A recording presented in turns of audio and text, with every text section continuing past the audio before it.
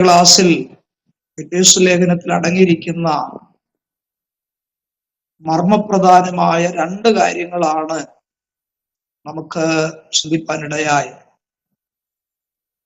1-ാം അധ്യായത്തിന്റെ 10-ാം വാക്യത്തെ അടിസ്ഥാനമാക്കി സമത്വ മഹത്വീകരണ മർമ്മം എന്താണെന്ന് ചിന്തിപ്പാനായിട്ട് ദൈവം നമുക്ക് അവസരത്തെ നൽകി. തുടർന്ന് 3-ാം അധ്യായത്തിൽ നിന്ന് ഏകയോജ്യതാ മർമ്മം എന്താണെന്ന് ചിന്തിപ്പാനായിട്ട് ദൈവം സാവകാശമൊരുക്കി. ഇന്ന് അതിന്റെ തുടർച്ചയായിട്ട് എഫേസ്യ ലേഖനത്തിൽ അടങ്ങിയിരിക്കുന്ന 5-ാം അധ്യായത്തിൽ പറയുന്ന വിവാഹ മർമ്മത്തെ കുറിച്ചാണ് നാം ചിന്തിപ്പാനായിട്ട് പോകുന്നത്. അതിന്റെ 5-ാം അധ്യായം 22 മുതൽ 32 വരെയുള്ള വേദഭാഗങ്ങൾ നാം വായിച്ചാൽ വിവാഹ മർമ്മത്തെ സംബന്ധിച്ചുള്ള അനേക കാര്യങ്ങൾ നമുക്ക് മനസ്സിലാക്കുവാനായിട്ട് കഴിയും. എല്ലാ ഭാഗങ്ങളും വായിക്കുവാനായിട്ട് താല്പര്യപ്പെടുന്നില്ല. അതിന്റെ 32-ാമത്തെ വാക്യം ഒരാൾക്ക് ശബ്ദമുയർത്തി വായിക്കാം. എഫേസ്യ ലേഖനം 5-ാം അധ്യായത്തിന്റെ 32-ാമത്തെ വാക്യം. ഈ മർമ്മം ഞാൻ ക്രിസ്തുവിനെയും സഭയെയും ഉദ്ദേശിച്ചത്രേ പറയുന്നത്. മതി. എഫേസ്യ ലേഖനം 5-ാം അധ്യായത്തിൽ നിന്ന് 32-ാം വാക്യമാണ് നമ്മളിപ്പോൾ വായിച്ചു കേട്ടത്. 22 മുതൽ ഉള്ള വാക്യങ്ങൾ നാം വായിച്ചാൽ കുടുംബജീവിതത്തിൽ ഉള്ള ഭാര്യ ഭർത്താക്കന്മാര് പരസ്പരം കടപ്പെട്ടിരിക്കുന്ന കർത്തവ്യങ്ങളെ കുറിച്ച് പൗലോസ് പറഞ്ഞ് ആരംഭിച്ചിട്ട് അതിന്റെ അവസാന ഭാഗത്ത് താൻ പറയുകയാണ്, ഈ മർമ്മം വലിയത്, ഞാൻ ക്രിസ്തുവിനെയും സഭയെയും ഉദ്ദേശിച്ചത്രേ പറയുന്നതെന്നാണ് പൗലോസ് അവിടെ പറഞ്ഞിരിക്കുന്നത്. ഇന്ന് രാത്രി നാം ചിന്തിക്കുന്ന ഈ വിഷയം എല്ലാവർക്കും വളരെ പ്രയോജനം ചെയ്യുമെന്ന് എനിക്ക് നല്ല ബോധ്യമുണ്ട്. മനുഷ്യ ജീവിതത്തിൽ ദൈവത്താൽ സ്ഥാപിതമായ കുടുംബം എന്നുള്ള വിഷയമാണ് ഈ വിവാഹ മർമ്മത്തിൽ ഇന്ന് രാത്രി നാം ചിന്തിക്കുവാനായിട്ട് പോകുന്നത്. അതുകൊണ്ട് വിവാഹിതരായി തീർന്നവർക്കും വിവാഹം കഴിക്കാനുള്ളവർക്കൊക്കെ ഈ ക്ലാസ് വളരെ പ്രയോജനം ചെയ്യുമെന്നുള്ള ഒരു നല്ല ഉറപ്പ് എനിക്ക് ഇന്ന് രാത്രിയുണ്ട്. അതുകൊണ്ട് നാം വളരെ ശ്രദ്ധയോടെ പ്രാർത്ഥനയോടെ ഇന്ന് രാത്രി ഈ വിഷയത്തിലേക്ക് നാം പ്രവേശിക്കുവാനായിട്ട് പോകുകയാണ്. വിവാഹം ത്തോടുള്ള ബന്ധത്തിൽ ഇതൊരു മർമ്മമാണ് എന്നാണ് നമുക്കിവിടെ വായിക്കുവാനായിട്ടിടയാണ്. നമുക്കറിയാം, കുടുംബ ജീവിതത്തിന്റെ പ്രാരംഭം എന്നുള്ള വിഷയമാണ് വിവാഹം എന്നുള്ളതായിരിക്കുന്നത്. കുടുംബ ജീവിതത്തിന്റെ പഴക്കം എന്ന് പറഞ്ഞാൽ, കുടുംബത്തിന് പഴക്കം എത്രത്തോളം ഉണ്ടെന്ന് ചോദിച്ചാൽ മനുഷ്യ സൃഷ്ടിയോളം പഴക്കമുണ്ട്. ഏതിന്? കുടുംബ ജീവിതത്തിന്. അതുകൊണ്ട് അത് നമ്മൾ അല്പം ആഴമായി പഠിക്കുവാൻ പോകുന്ന ഒരു വിഷയമാണ്. കുടുംബം എന്താണ് എന്ന് ചിന്തിക്കുന്നതിന് മുൻപായിട്ട് തന്നെ കുടുംബം എന്തല്ല എന്നുള്ള കാര്യം നാം മനസ്സിലാക്കണം. അത് വഴക്കിടാനുള്ള ഒരു തെരുവല്ല, അന്തി ഉറങ്ങുവാനുള്ള ഒരു ലോഡ്ജല്ല, യുദ്ധം ചെയ്യുവാനുള്ള ഒരു പോർക്കളമല്ല, ബന്ധിക്കപ്പെട്ട് കിടക്കുവാനുള്ള ഒരു തടവറയുമല്ല കുടുംബം എന്ന് പറയുന്നത്. എന്നാൽ കുടുംബം എന്ന് പറഞ്ഞാൽ എന്താണ്? പരസ്പരം സുഖദുഃഖങ്ങൾ പങ്കിട്ട് ഭാര്യയും ഭർത്താവും മക്കളും തുറന്ന് സംസാരിക്കുകയും സന്തോഷിക്കുകയും അതുപോലെ ആരാധിക്കുകയും ചെയ്യുന്ന ഒരാലയമാണ് കുടുംബം എന്ന് പറയുന്നതിൽ തെറ്റില്ല. ആ കുടുംബജീവിതത്തിന്റെ പ്രാരംഭമാണ് വിവാഹം എന്ന് പറയുന്നത്. അത് ഒരു മർമ്മമാണ് എന്ന് ഇവിടെ പൗലോസ് എടുത്ത് രേഖപ്പെടുത്തിയിരിക്കുകയാണ്. ഈ എഫെസ്യ ലേഖനം 5-ാം അധ്യായത്തിന്റെ 26-ാം വാക്യം ഒന്ന് ശ്രദ്ധിച്ചോ. നിങ്ങളുടെ കയ്യിൽ ബൈബിൾ ഉണ്ടല്ലോ. 26-ാം വാക്യത്തിൽ പറയുന്നത്, അവൻ അവളെ വചനത്തോടു കൂടിയ ജലസ്നാനത്താൽ വെടിപ്പാക്കി വിശുദ്ധീകരിക്കേണ്ടതിനും കറാച്ചുളുക്കം മുതലായതൊന്നുമില്ലാതെ സഭയെ ശുദ്ധയും നിഷ്കളങ്കയുമായി തനിക്ക് തന്നെ തേജസ്സോടെ മുൻനിർത്തേണ്ടതിനും തന്നെത്താൻ അവൾക്ക് വേണ്ടി ഏൽപ്പിച്ചു കൊടുത്തു എന്നാണ് 26-ാം വാക്യത്തിൽ കാണുന്നത്. ആ വാക്യത്തിന്റെ ആരംഭത്തിൽ 2 പരാമർശങ്ങൾ ശ്രദ്ധിക്കണം. ഒന്ന് അവൻ, മറ്റൊന്ന് അവൾ. അവൻ എന്ന് പറഞ്ഞാൽ ആരാണ്? നമ്മുടെ വാഴ്ത്തപ്പെട്ടവനായ കർത്താവായ യേശു ക്രിസ്തുവാണ്. അഥവാ കാന്തനാകുന്ന മണവാളൻ. അതാണ് അവൻ എന്ന് സംബോധന ചെയ്തിരിക്കുന്നത്. അങ്ങനെയാണെങ്കിൽ അവൾ ആരാണ് നമുക്കറിയാം. ആത്മമണവാളനാകുന്ന ക്രിസ്തുവിന് വേണ്ടി ഭൂമിയിൽ ഒരുങ്ങിക്കൊണ്ടിരിക്കുന്ന സഭയാകുന്ന മണവാട്ടിയാണ് അവൾ എന്ന് അവിടെ പറഞ്ഞിരിക്കുന്നു. അപ്പോൾ യേശു ക്രിസ്തുവിനെയും തന്റെ കാന്തയായിരിക്കുന്ന മണവാട്ടിയെയുമാണ് അവനെന്നും അവളെന്നും അവിടെ പരാമർശിച്ചിരിക്കുന്നു. പഴയ നിയമഭാഗം നാം പഠിക്കുമ്പോൾ യേശു ക്രിസ്തുവിന് നിഴലായി നിൽക്കുന്ന അനേക പുരുഷന്മാരെയും ദൈവസഭയ്ക്ക് നിഴലായി നിൽക്കുന്ന സ്ത്രീകളെയും നമുക്ക് പഴയ നിയമത്തിൽ കാണാൻ കഴിയും. നമുക്കറിയാം, ആദാം ക്രിസ്തുവിന് നിഴലായിരുന്നു എന്ന് റോമാലേഖനം 5-ാം അധ്യായത്തിന്റെ 14-ാം വാക്യത്തിൽ കാണാൻ കഴിയും. ഞാൻ ഈ പറയുന്ന വിവരണങ്ങൾ നിങ്ങൾ ശ്രദ്ധിക്കണം.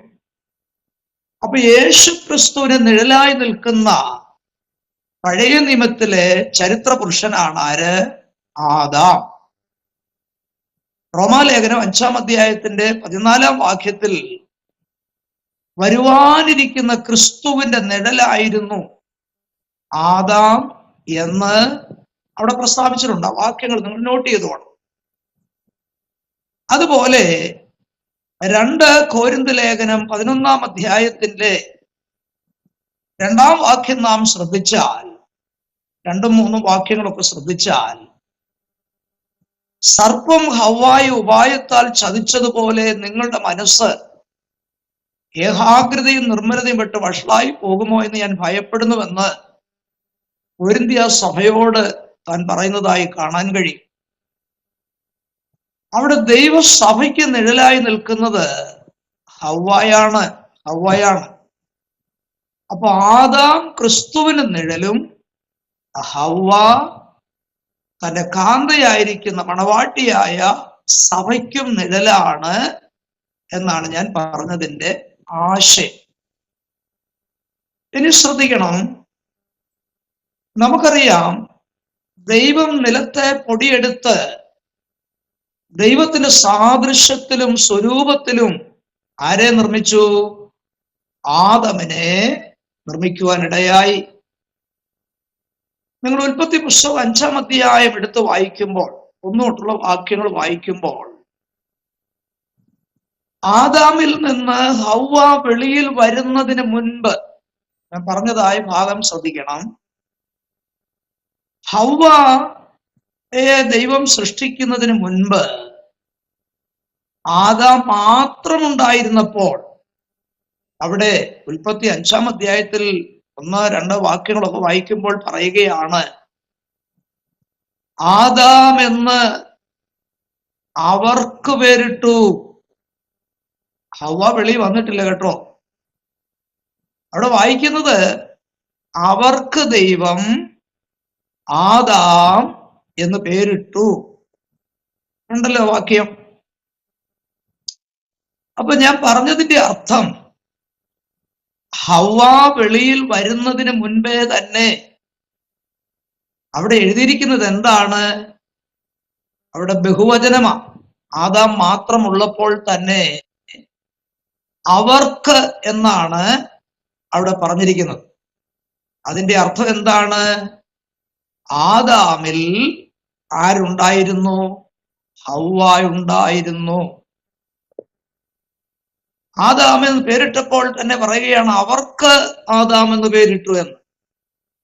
എന്നാൽ നാം ദൈവവചനം പഠിക്കുമ്പോൾ ആദാമിൽ നിന്നാണ് ദൈവം എന്ത് ചെയ്തത്?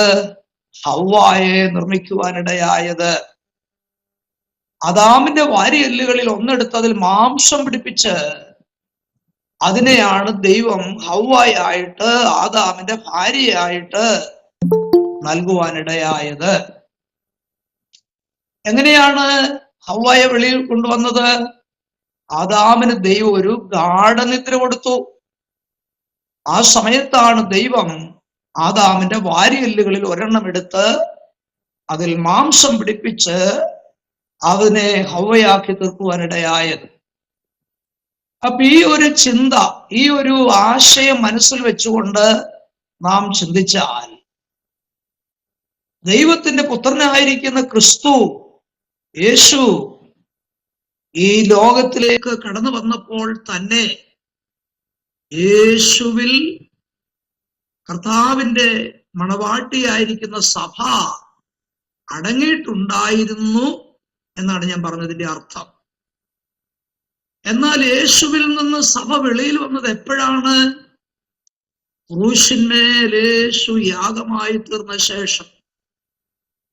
ആദാമിന് ദൈവം ഒരു ഗാഢനിദ്ര വരുത്തിയതുപോലെ ക്രൂശിൽ യേശു ക്രിസ്തു മരിച്ച് ആ യേശുവിന്റെ രക്തം താൻ ചൊരിഞ്ഞതിന്റെ ഫലമായി ആ രക്തം കൊടുത്ത് വിലയ്ക്ക് വാങ്ങിച്ചതായ ഒരു മണവാട്ടിയാണ് ആരായി തീർന്നത്? കർത്താവിന്റെ സഭയായി മാറുവാനിടയായത്. അപ്പോൾ ആദാമിൽ ഹവ്വ അടങ്ങിയിരുന്നത് പോലെ യേശു ക്രിസ്തുവിൽ സഭ അടങ്ങിയിട്ടുണ്ടായിരുന്നു. അതുകൊണ്ടാണ് ഈ വിവാഹം എന്ന് പറയുന്നത് ഒരു മർമ്മമായി തീരുവാനായി ഇടയായതെന്നുള്ള ആ വലിയ സത്യം ഇതിനോടുള്ള ബന്ധത്തിൽ നാം മനസ്സിലാക്കേണ്ടതാണ്. നമുക്കിനി വിവാഹ വിഷയത്തിലേക്ക് പോയാൽ, 2 ഭവനങ്ങളിൽ 2 വ്യത്യസ്ത മാതാപിതാക്കന്മാരാൽ ജനിച്ച് 2 സാഹചര്യത്തിലും 2 പാരമ്പര്യത്തിലും വളർന്നതായ ഒരു യുവാവും ഒരു യുവതിയും കൂടെ യോജിക്കപ്പെട്ട് കഴിയുമ്പോൾ ആണ് അവരൊരു കുടുംബമായി തീരുവാനിടയാകുന്നത്. നമുക്കറിയാം, ഇവരെ യോജിപ്പിക്കുന്നത് ആരാണ്? പിതാവായിരിക്കുന്ന ദൈവമാണ്. മത്തായി 19 അധ്യായം 3-4 വാക്യങ്ങളിൽ അത് കാണാൻ കഴിയും. അതുകൊണ്ടാണ് കാർമ്മികനായിരിക്കുന്ന ദൈവദാസൻ വിവാഹം ചെയ്യുമ്പോൾ അവരുടെ ഇരുകരങ്ങൾ യോജിപ്പിച്ചുകൊണ്ട് ആ ദൈവദാസൻ ഇങ്ങനെ പ്രസ്താവിക്കും. എങ്ങനെ? ഏദൻ പൂങ്കാവനത്തിൽ ആദാം ദമ്പതിമാരെ യോജിപ്പിച്ച പിതൃപുത്ര പരിശുദ്ധാത്മാവാം ദൈവത്താൽ ഇവർ യോജിക്കപ്പെടുമാറാകട്ടെ എന്ന് പറഞ്ഞാണ് അവരെ എന്ത് ചെയ്യുന്നത്? യോജിപ്പിക്കുന്നത്. അത്രമാത്രമേ വിവാഹത്തിൽ നാം ചെയ്യുന്നുള്ളൂ. പക്ഷേ ഭർതൃന്യായപ്രമാണവും അതുപോലെ ഉഭയസമ്മതത്താലുമാണ് അവരെന്ത് ചെയ്യുന്നത്? യോജിക്കപ്പെടുന്നത്. എന്താണ് ഇങ്ങനെ വിവാഹം നടത്തുവാൻ കാരണം? ദൈവം ആത്മാവായ ദൈവമാണ്.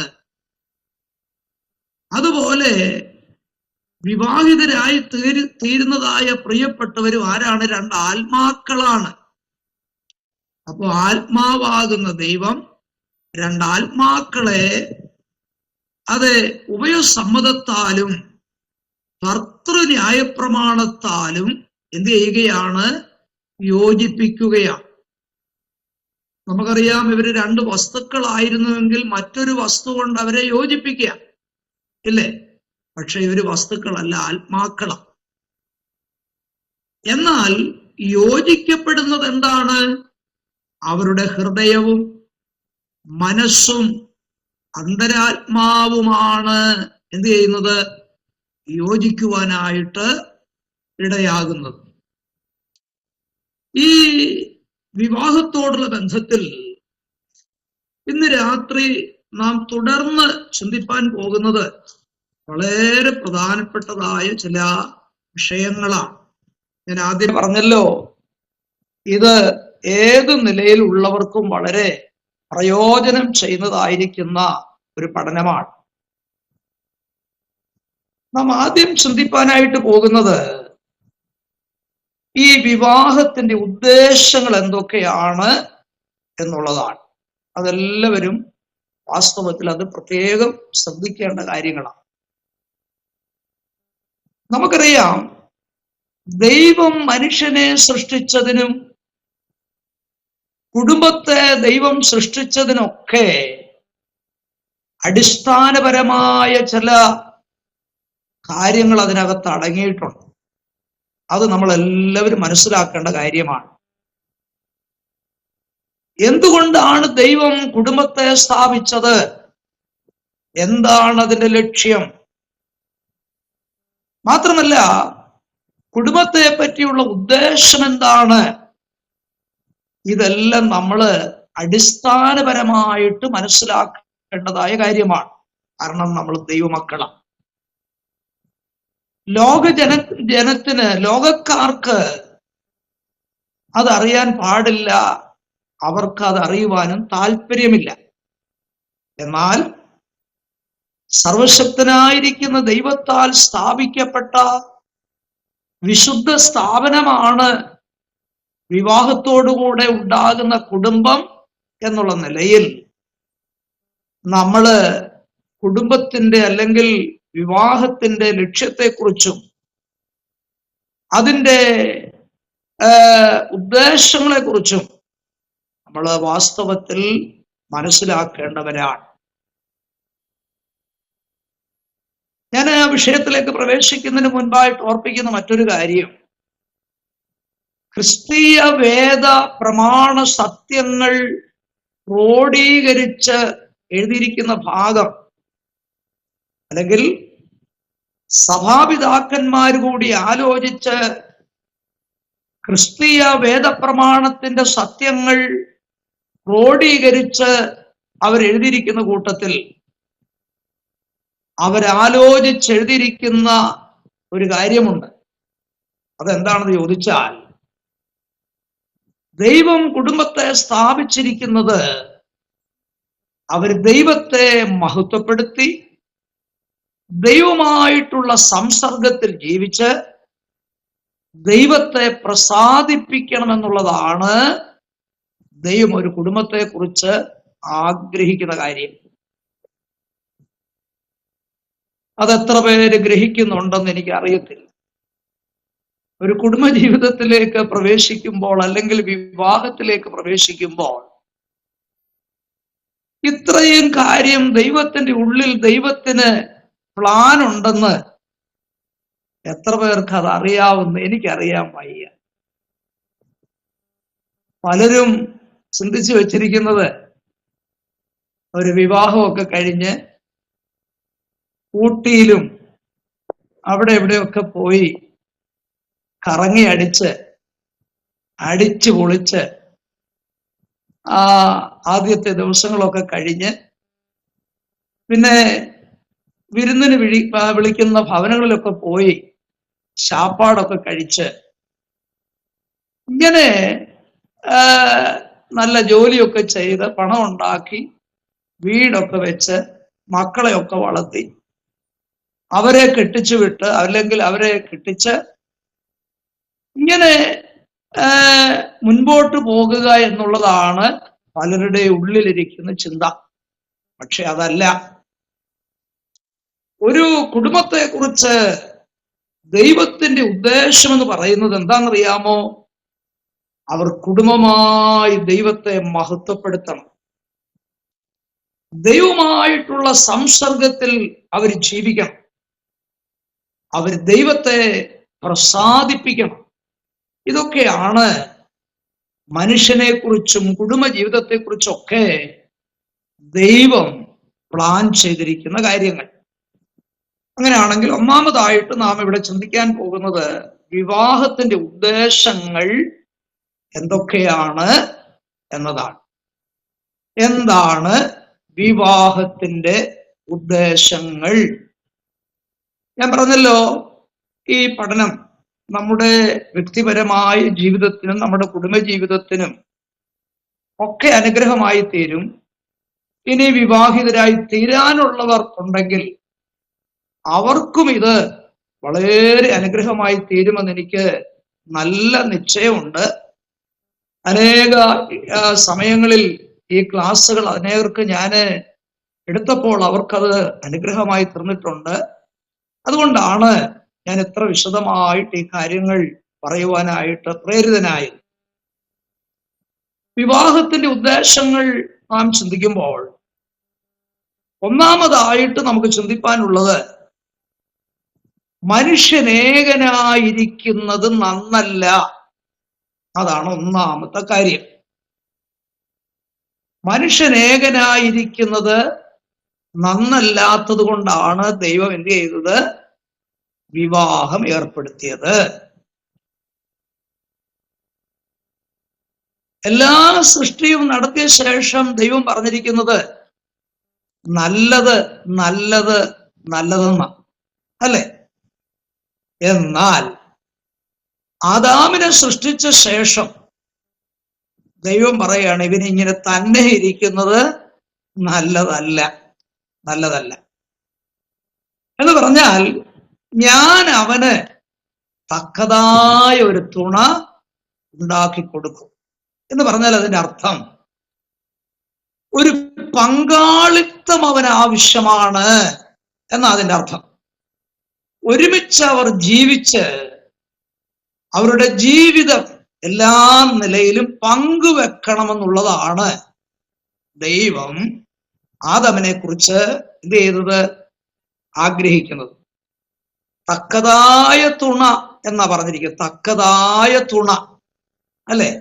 അപ്പം ഒരു പുരുഷന് ദൈവം നൽകുന്നതായിരിക്കുന്ന പങ്കാളിയായിരിക്കുന്ന ആ സ്ത്രീ ആ ഭർത്താവിന് ആരാന്നറിയാമോ? തക്കതായ തുണയാ. തക്കതായ തുണ. അതിന്റെ അർത്ഥം എന്ന് പറഞ്ഞാൽ അവനെ സഹായിക്കുന്ന ഒരു പങ്കാളി എന്നുള്ള അർത്ഥത്തിലാണ് അവിടെ തുണ എന്ന് ഉദ്ദേശിച്ചിരിക്കുന്നത്. ഞാൻ ഒന്നുകൂടെ വിശദമായിട്ട് പറയാം. ഈ ഭർത്താവിനെ കുറിച്ച് ദൈവം ആഗ്രഹിക്കുന്ന ചില കർത്തവ്യങ്ങളുണ്ട്. ദൈവസഭയോടുള്ള ബന്ധത്തിലായിരുന്നാലും അവൻ സമൂഹത്തോടുള്ള ബന്ധത്തിലായിരുന്നാലും അവൻ ചെയ്തു തീർക്കേണ്ടതായിരിക്കുന്ന അനേക ദൗത്യങ്ങളുണ്ട്. ആ ദൗത്യങ്ങൾ ചെയ്യുവാനായിട്ട് അവനെ സഹായിക്കുന്ന ഒരു സഹായി എന്നുള്ള അർത്ഥമാണ് തുണ എന്നുള്ള വാക്കിന് അവിടെ ഉദ്ദേശിച്ചിരിക്കുന്നത്. അങ്ങനെ ദൈവം പറയാൻ കാരണം, ദൈവം തമ്പുരാനെ സംബന്ധിച്ച് നാം ചിന്തിച്ചാൽ ബന്ധങ്ങളിൽ ജീവിക്കുന്ന ഒരു വ്യക്തിത്വമാണ് ദൈവം. ബന്ധങ്ങളിൽ ജീവിക്കുന്ന വ്യക്തിത്വമാണ്. അതെന്താ ബന്ധം? പിതാവ്, പുത്രൻ, പരിശുദ്ധാത്മാവ്. മനസ്സിലായോ? അപ്പൊ ആ ബന്ധങ്ങളിലാണ് ദൈവം ആയിരിക്കുന്നതെങ്കിൽ ദൈവത്താൽ സൃഷ്ടിക്കപ്പെട്ട മനുഷ്യനെ കുറിച്ചും ദൈവം ആഗ്രഹിക്കുന്നത് എന്താണെന്നറിയാമോ? അവൻ ബന്ധങ്ങളിൽ ജീവിക്കണം എന്ന് പറഞ്ഞാൽ അവൻ പങ്കാളിത്തമുള്ള ഒരു വ്യക്തിയായിരിക്കണം എന്നാണ് അതിന്റെ അർത്ഥം.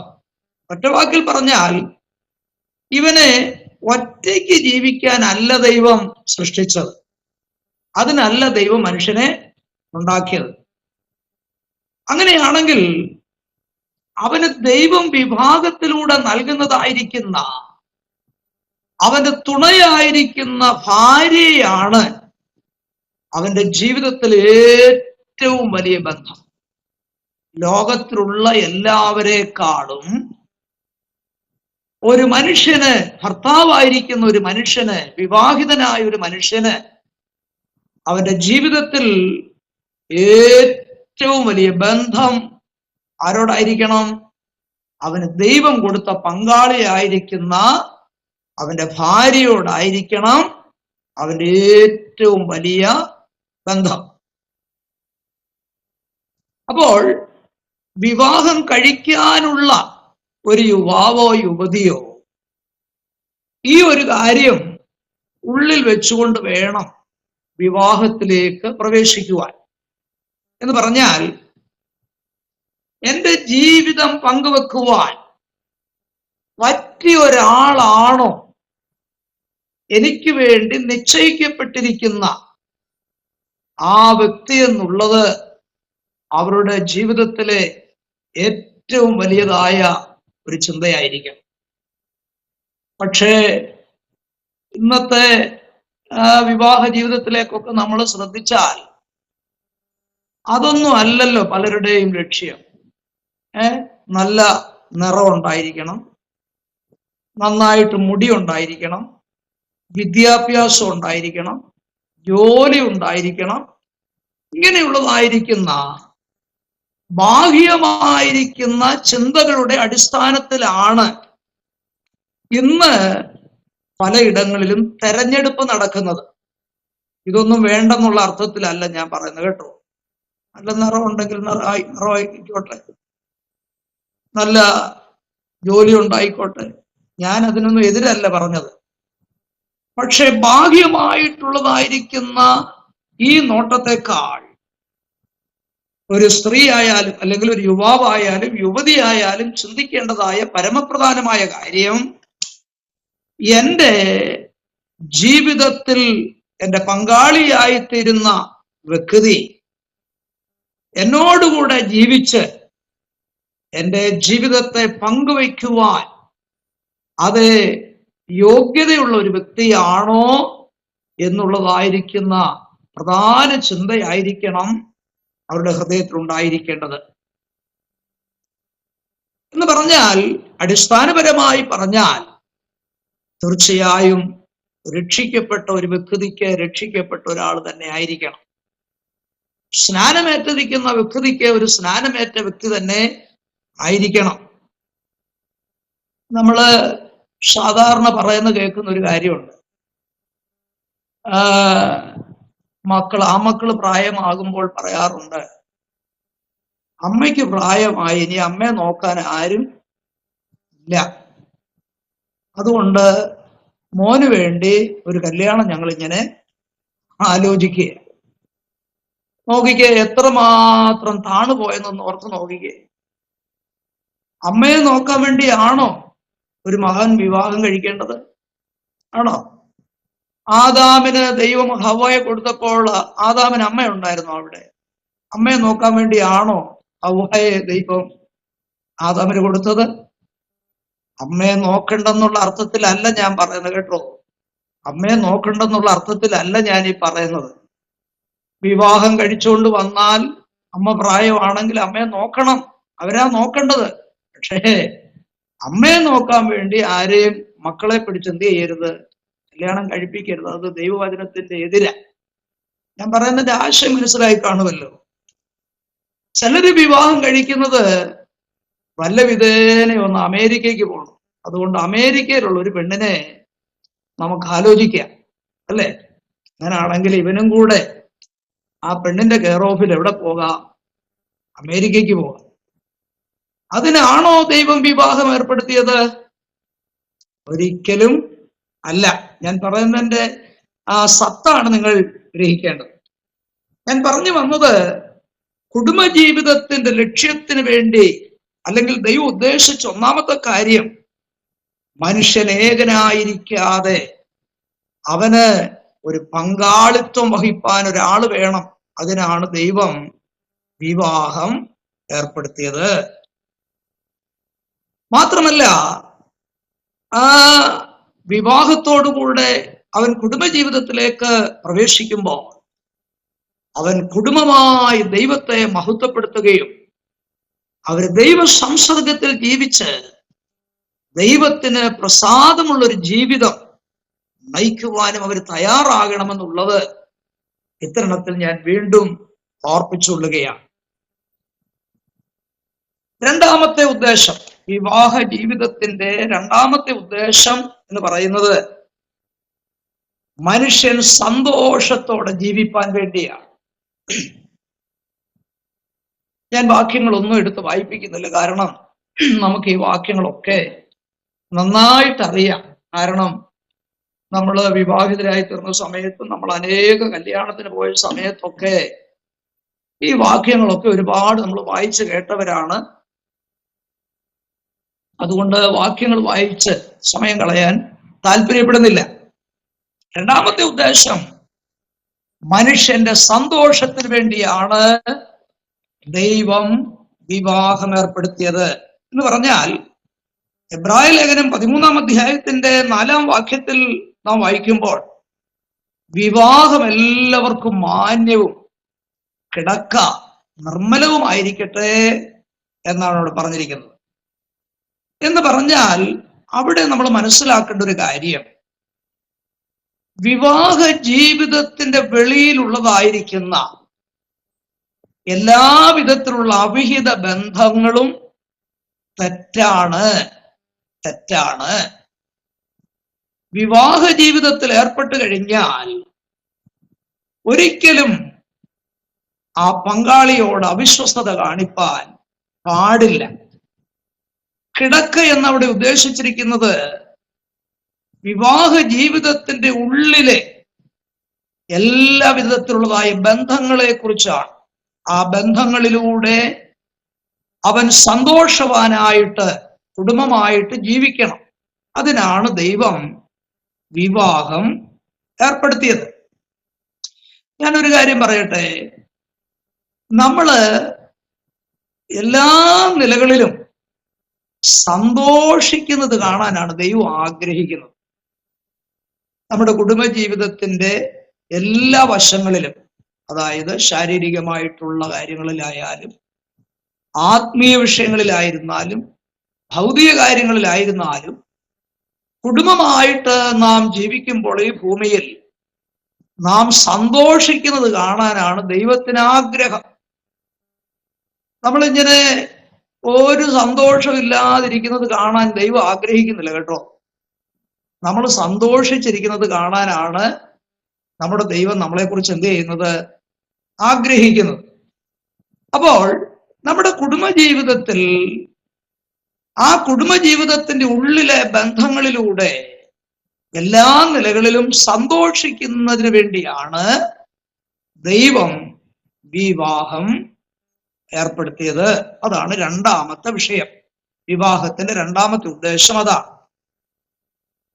മൂന്നാമതായിട്ട് ഉൽപ്പത്തി പുസ്തകം 1-ാം അധ്യായത്തിന്റെ 28-ാം വാക്യം നാം ശ്രദ്ധിച്ചാൽ സന്താന വർദ്ധനവിന് വേണ്ടിയാണ് ദൈവം എന്ത് ചെയ്തത്? വിവാഹം ഏർപ്പെടുത്തുവാനായിട്ട് ഇടയായത്. എന്തിന്? സന്താന വർദ്ധനവിന് വേണ്ടി. നിങ്ങൾ സന്താനപുഷ്ടിയുള്ളവരായി ഭൂമി മുഴുവൻ നിറവീൻ എന്നാണ് ദൈവം മനുഷ്യനെ കുറിച്ച് വിവാഹത്തിലൂടെ ഉദ്ദേശിക്കുന്ന മൂന്നാമത്തെ കാര്യം. അപ്പോൾ ഭൂമി മുഴുവനും മനുഷ്യരാൽ നിറയപ്പെടണം. അങ്ങനെ നിറയപ്പെടണമെങ്കിൽ എന്ത് ചെയ്യണം? വിവാഹത്തിലൂടെ മനുഷ്യൻ കുടുംബജീവിതം നയിച്ച് അവരിലൂടെ തലമുറകൾ പെരുകി അങ്ങനെ ഭൂമി നിറയപ്പെടാനാണ് ദൈവം എന്ത് ചെയ്യുന്നത്? ആഗ്രഹിക്കുന്നത്. അതിനാണ് ദൈവം വിവാഹം ഏർപ്പെടുത്തിയിരിക്കുന്നത്. എന്നാൽ ഇന്നത്തെ ചിന്തകളൊക്കെ മാറി മറിഞ്ഞുകൊണ്ടിരിക്കുകയാണ്. നമുക്കറിയാം, ഞാൻ പറയാതെ അറിയാം. അവര് പറയുന്നത് മക്കളിപ്പം വേണ്ട, മക്കള് വേണ്ട. അതാണ് ചിലരുടെ ചിന്താഗതി, അല്ലേ? അങ്ങനെ പറയുന്നത് കേട്ടിട്ടില്ലേ? മക്കളെ ഒന്നും വേണ്ട. ഞാൻ മുമ്പേ പറഞ്ഞ പോലെ രണ്ടുപേരും ജോലി ചെയ്ത് കിട്ടുന്ന പണം കൊണ്ട് നല്ല വീടൊക്കെ ഉണ്ടാക്കി, നല്ല വാഹനമൊക്കെ വാങ്ങിച്ച്, നല്ല ഹോട്ടലിലൊക്കെ പോയി നല്ല രുചികരമായ ഭക്ഷണമൊക്കെ കഴിച്ച്, ഇന്നത്തെ ചെറുപ്പക്കാരുടെ ഭാഷ പറഞ്ഞാൽ ഇങ്ങനെ അടിച്ചു പൊളിച്ചൊക്കെ അങ്ങ് ജീവിച്ചു പോണം. മക്കള് ഒരു തടസ്സമാണ് എന്നാണ് അവരുടെ ചിന്ത. എന്നാൽ ദൈവം ആഗ്രഹിക്കുന്നതല്ല ആ ചിന്ത. അതും പോകട്ടെ, ഇന്ന് വന്ന് ആൺപിള്ളേരും പെൺപിള്ളേരൊക്കെ പറയുന്ന മറ്റൊരു ഭാഷയുണ്ട്, മറ്റൊരു കാര്യമുണ്ട്. വിവാഹമേ വേണ്ട. ഉണ്ടോ? എവിടം വരെ എത്തിയെന്ന് നോക്കിക്കേ. ഇതൊക്കെ ദൈവിക ഉദ്ദേശത്തിന് വിരോധമാണെന്നുള്ള കാര്യം ദൈവമക്കളായ നമ്മൾ വളരെ ഗ്രഹിക്കേണ്ട കാര്യമാണ്. ദൈവത്തിന്റെ പ്ലാനിന് വിരോധമായ കാര്യങ്ങളാണ് ഇന്നത്തെ തലമുറയുടെ ചിന്താഗതികളെന്നൊക്കെ നമ്മൾ പ്രത്യേകാൽ മനസ്സിലാക്കേണ്ടതായിരിക്കുന്ന കാര്യമാണ്. മാത്രമല്ല, ദൈവത്തിന്റെ പ്ലാനിന് ഒരിക്കലും നമ്മൾ എന്ത് ചെയ്യരുത്? വിരോധമായി നിൽക്കുവാനായിട്ട് പാടില്ല. മോഡേൺ ചിന്താഗതികളൊന്നും, ദൈവത്തിന് വിരോധമായിട്ടുള്ളതൊന്നും നമ്മുടെ കുഞ്ഞുങ്ങൾക്കോ നമ്മുടെ പ്രിയപ്പെട്ടവർക്കോ ഉണ്ടാകാതിരിക്കാനാണ് നമ്മൾ പ്രാർത്ഥിക്കേണ്ടത്. അങ്ങനെയുള്ളതായ ഒരു അനുഭവമായിരിക്കണം. അപ്പോൾ 3 കാര്യങ്ങളാണ് ഞാൻ ഓർപ്പിച്ചത്. ഇനി 4-ാമത്തെ ഉദ്ദേശം, വിവാഹത്തെ കുറിച്ചുള്ളതായ 4-ാമത്തെ ഉദ്ദേശം എന്ന് പറയുന്നത് വിശുദ്ധ ജീവിതം നയിപ്പാൻ വേണ്ടിയാണ് ദൈവം വിവാഹം ഏർപ്പെടുത്തിയത്. എന്തിന്? വിശുദ്ധ ജീവിതം നയിക്കാൻ വേണ്ടി. 1 കൊരിന്ത്യർ ലേഖനം 7-ാം അധ്യായത്തിന്റെ 2-ാം വാക്യത്തിൽ അത് പറഞ്ഞിട്ടുണ്ട്. ദുർനടപ്പുണ്ടാകരുത്, അതിനുവേണ്ടിയാണ് വിവാഹം ദൈവം ഏർപ്പെടുത്തിയത്. അസന്മാർഗീയമായ ജീവിതത്തിൽ നിന്ന് മനുഷ്യൻ ഒഴിഞ്ഞ് ജീവിച്ച് തെറ്റ് ചെയ്യാതെ വിശുദ്ധിയോടെ ദൈവത്തെ സേവിക്കുവാൻ വേണ്ടിയാണ് ദൈവം എന്ത് ചെയ്തത്? വിവാഹം ഏർപ്പെടുത്തുവാനായിട്ട് ഇടയായത്. അതാണ് 4-ാമത്തെ ഉദ്ദേശം. വിവാഹത്തിന്റെ 4-ാമത്തെ ഉദ്ദേശം അതാണ്. 5-ാമത്തെ ഉദ്ദേശം എന്ന് പറയുന്നത് ക്രിസ്തുവും സഭയും തമ്മിലുള്ള സ്നേഹത്തിന്റെ ആധിക്യം എത്രമാത്രം ഉണ്ടെന്ന് ഉള്ളതിന്റെ ഒരു നിഴലാണ് വിവാഹ ജീവിതം. ഞാൻ ഒന്നുകൂടെ പറയാം. ക്രിസ്തുവിനും സഭയ്ക്കും തമ്മിലുള്ള സ്നേഹത്തിന്റെ ആഴം ഉണ്ടെന്നുള്ളതിന്റെ ഒരു നിഴലാണ് ഏത്? വിവാഹ ജീവിതം. അതാണ് നമ്മൾ മുമ്പേ ആദ്യം വായിച്ചത്. ഞാൻ ക്രിസ്തുവിനെയും സഭയെയും ഉദ്ദേശിച്ച് അത്രേ പറയുന്നതെന്ന് പൗലോസ് പറഞ്ഞതിന്റെ അർത്ഥം അതാണ്. അപ്പൊ ഭാര്യയും ഭർത്താവും തമ്മിലുള്ളതായിരിക്കുന്ന സ്നേഹത്തിലൂടെയുള്ള ജീവിതത്തിലൂടെ എന്താണ് മനസ്സിലാക്കാൻ കഴിയേണ്ടത്? നമ്മുടെ വാഴ്ത്തപ്പെട്ടവനായിരിക്കുന്ന കർത്താവും കർത്താവിന് വേണ്ടി ഭൂമിയിൽ ഒരുക്കപ്പെട്ടുകൊണ്ടിരിക്കുന്ന ദൈവസഭയും തമ്മിലുള്ള ആ സ്നേഹത്തിന്റെ ആധിക്യം എത്രമാത്രം ഉണ്ടെന്ന് അത് മനുഷ്യർ ഗ്രഹിക്കണം. ആ ഉദ്ദേശത്തിന് വേണ്ടിയും കൂടിയാണ് ദൈവം എന്ത് ചെയ്തിരിക്കുന്നത്? വിവാഹം ഉദ്ദേശിച്ചിരിക്കുന്നത്. അപ്പോൾ ഈ ഭാര്യ ഭർത്താവിനെ അനുസരിക്കണം, ഭാര്യ ഭർത്താവിന് കീഴ്പ്പെടണം, പിന്നെ ഭർത്താവ് ഭാര്യയെ സ്നേഹിക്കണം എന്നൊക്കെ പറയുന്ന ഭാഗത്ത് ക്രിസ്തു സഭയെ സ്നേഹിച്ചതുപോലെ ഭർത്താവ് ഭാര്യയെ സ്നേഹിക്കണമെന്ന് എഴുതിയിട്ടുണ്ട്. എന്ന് പറഞ്ഞാൽ ദൈവസഭയെ യാതൊരു യോഗ്യതയും കണ്ടല്ല കർത്താവ് സ്നേഹിച്ചത്. ആണോ? നമ്മുടെ എന്തെങ്കിലും യോഗ്യത കണ്ടാണോ നമ്മളെ കർത്താവ് സ്നേഹിച്ച്? നമ്മുടെ ജീവിതത്തിൽ എത്രയോ കുറവുകളും കുറ്റങ്ങളും ഇല്ലേ, ബലഹീനതകളും അയോഗ്യതകളും ഒക്കെ ഉണ്ടായിരുന്ന സമയത്തല്ലേ കർത്താവ് നമ്മെ സ്നേഹിച്ച്? അപ്പോൾ ഭർത്താവ് ഭാര്യയെ സ്നേഹിക്കുക എന്ന് പറഞ്ഞാൽ അവളുടെ ജീവിതത്തിലുള്ളതായിരിക്കുന്ന യോഗ്യത കണ്ടുകൊണ്ടല്ല. അവളിൽ എന്തെല്ലാം അയോഗ്യത ഉണ്ടെന്ന് പറഞ്ഞാലും അവളെ ആഴമായി സ്നേഹിക്കണം എന്നുള്ള അർത്ഥത്തിലാണ് ഇവിടെ കർത്താവ് സഭയെ സ്നേഹിച്ചതുപോലെ ഭർത്താവ് ഭാര്യയെ സ്നേഹിക്കണം എന്ന് പ്രസ്താവിച്ചിരിക്കുന്നതിന്റെ കാര്യം. ഞാനിവിടെ 5 ഉദ്ദേശങ്ങളാണ് വിവാഹ ജീവിതത്തെ കുറിച്ച് പറയുവാനിടയായി. ഇനി അടുത്തതായിട്ട് വിവാഹത്തോടുള്ള ബന്ധത്തിൽ നാം ചിന്തിക്കാൻ പോകുന്നത് വിവാഹത്തിന്റെ പ്രാധാന്യതയെ കുറിച്ചാണ്. വിവാഹത്തിന്റെ പ്രാധാന്യത. വിവാഹത്തിന് വളരെ പ്രാധാന്യതയുണ്ട് കേട്ടോ. അതാണ് ദൈവവചന അടിസ്ഥാനത്തിൽ നാം ചിന്തിക്കാനായിട്ട് പോകുന്നത്.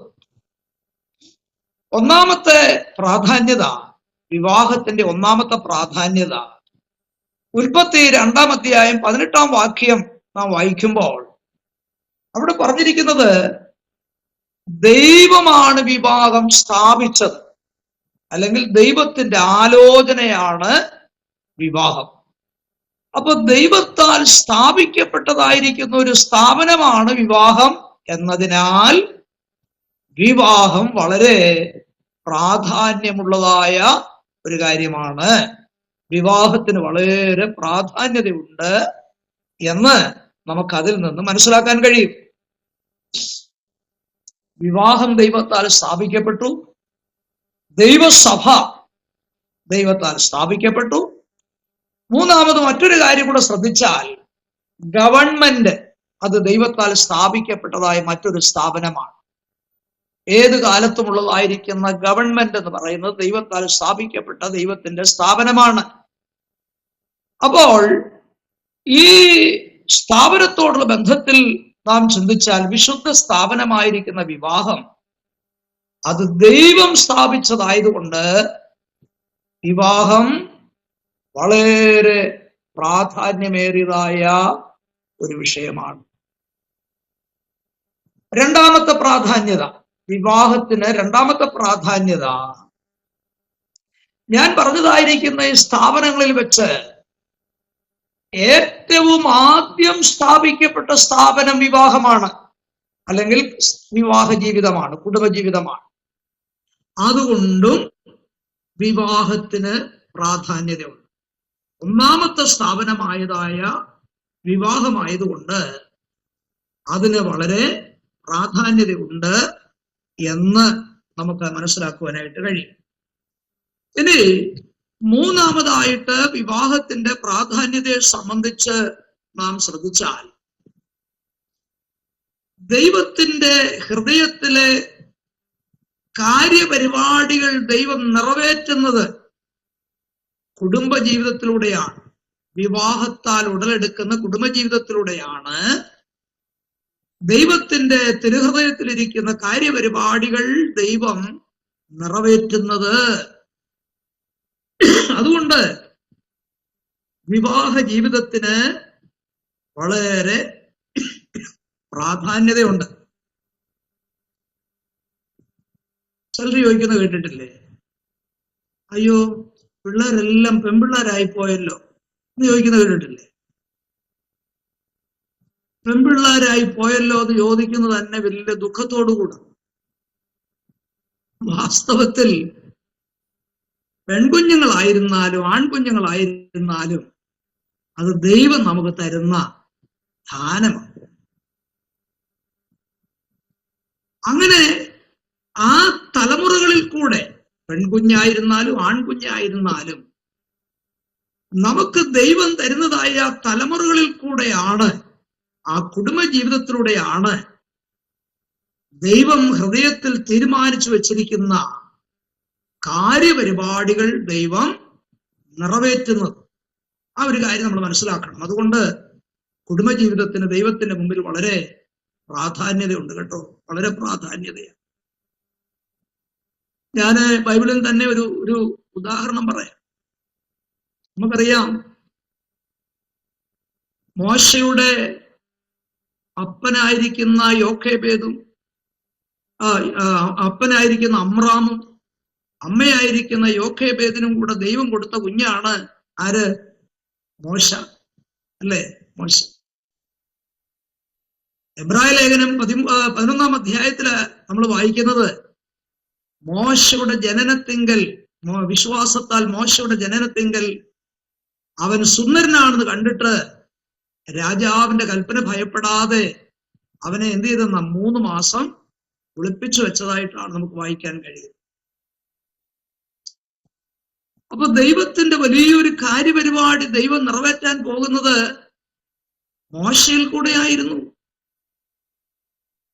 ആ മോശയെയും നൈൽ നദിയിൽ ഇട്ട് കൊന്നുകളയേണ്ടതായിരുന്നു രാജാവിന്റെ കൽപ്പന പ്രകാരം, അല്ലേ? പക്ഷേ അവര് വിശ്വാസത്താൽ അവനെ ഒളിപ്പിച്ചു വയ്ക്കുവാനായിട്ടിടയായി. അതുകൊണ്ട് എന്ത് സംഭവിച്ചു?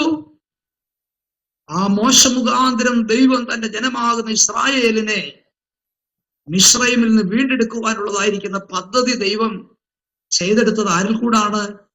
മോശയിൽ കൂടല്ലേ? മോശയിൽ കൂടാ. അതുകൊണ്ട് ഞാൻ ദൈവമക്കളോട് ഇന്ന് രാത്രി ഒരു കാര്യം പറയാം. നമ്മുടെ കുഞ്ഞുങ്ങളെ കുറിച്ച് ദൈവം ഉദ്ദേശിക്കുന്ന നിലയിൽ അവരെ എത്തിക്കുവാനായിട്ട് നമ്മെയും ചില ദൗത്യങ്ങൾ ദൈവം ഭരമേൽപ്പിച്ചിട്ടുണ്ട്. അവനെ പിന്നെ ഒളിപ്പിച്ചു വെക്കുവാൻ കഴിയാതെ വന്നപ്പോൾ എന്താ ചെയ്തത്?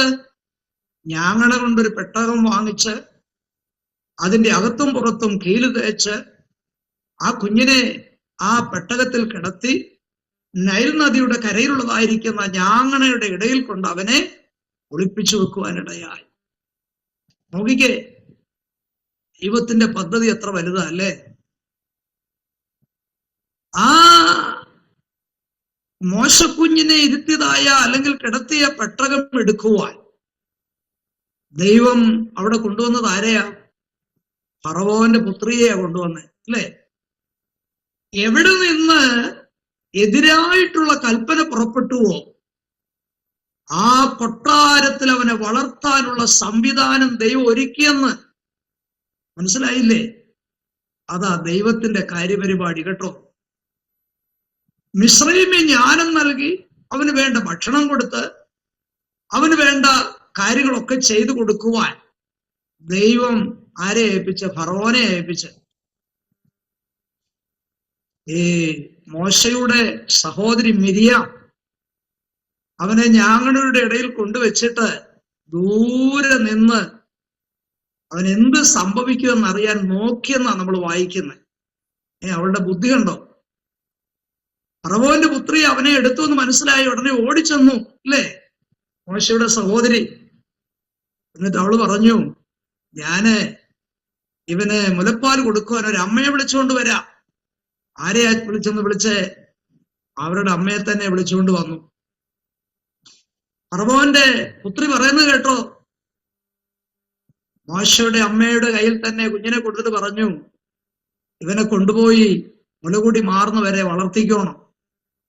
എന്നിട്ട് മാസാമാസം വന്ന് എന്ത് ചെയ്തോണം? ശമ്പളം വാങ്ങിച്ചോണം. സ്വന്തം കുഞ്ഞിനെ പാല് കൊടുത്ത് വളർത്തിയിട്ട് ശമ്പളം വാങ്ങിച്ച ലോകത്തില് ഒരു അമ്മയുണ്ടെങ്കിൽ അത് ആരേ ഉള്ളൂ?